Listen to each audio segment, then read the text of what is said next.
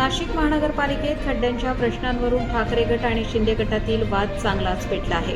आंदोलनादरम्यान दोन्ही गटांचे पदाधिकारी आमने-सामने आल्याने महापालिका परिसरात काही काळ तणावाचे वातावरण निर्माण झाले।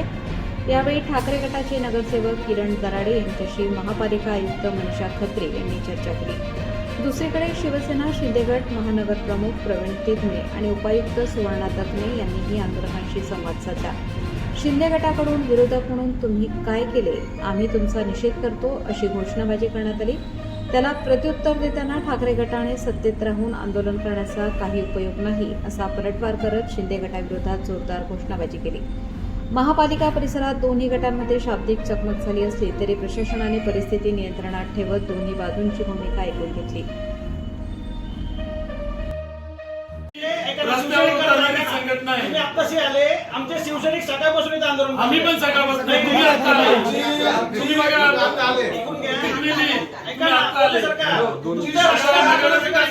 शिंदे साहेबांकडे आहे, मग खड्ड्यांचं जबाबदारी कोण घेणार?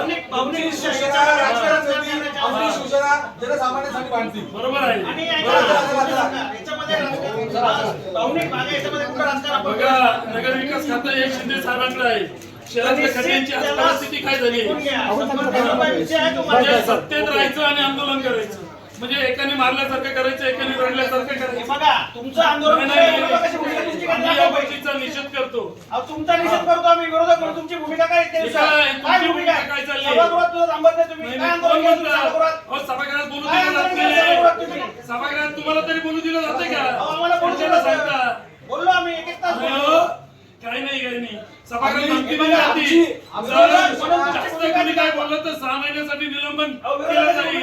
तुमची काय आमची शिवसेना जनसामान्यांसाठी बांधली, तुमची शिवसेना राजकारण करते। तुम्ही विशेष महासभेची मागणी करताय आणि होत नाही, काय चाललंय?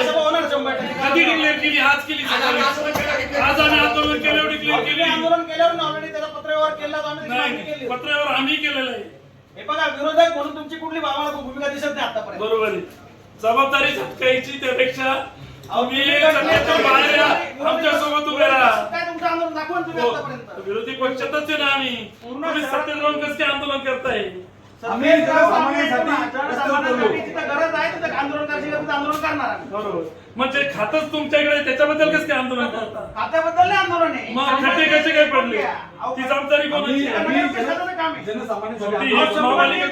जो कोणी इथं ठेकेदार आहे ज्यांनी काम केलं होतं त्याला मनुष्यवधाचा गुन्हा दाखल, त्याच्यावर दाखल सांगितलं नाही असून दिले ना।